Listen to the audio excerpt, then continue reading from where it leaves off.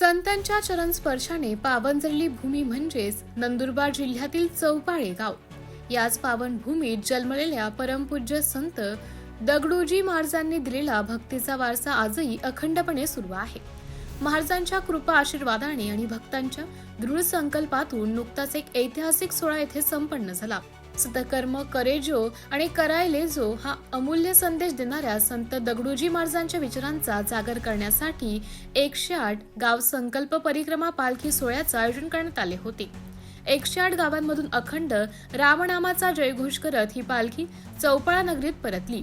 या प्रवासात हजारो भक्तांच्या मुखातून निघालेला रामनामाचा महामंत्र अवघ्या परिसरात भक्तीचे चैतन्य पसरवून गेला.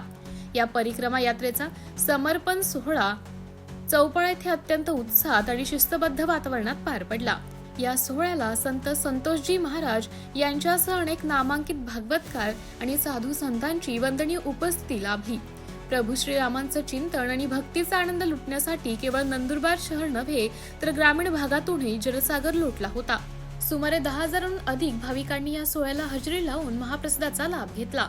हा दिव्य संकल्प यशस्वी करण्यासाठी झटणाऱ्या सर्व आयोजकांचे आणि राम भक्तांचे यावेळी मनपूर्वक आभार मानण्यात आले.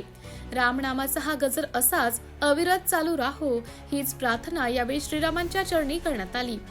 भक्ती, शक्ती आणि युक्तीचा हा संगम संतांच्या भूमीतून. MDTV न्यूज साठी प्रतिनिधी राकेश पटेल, चौपाळे.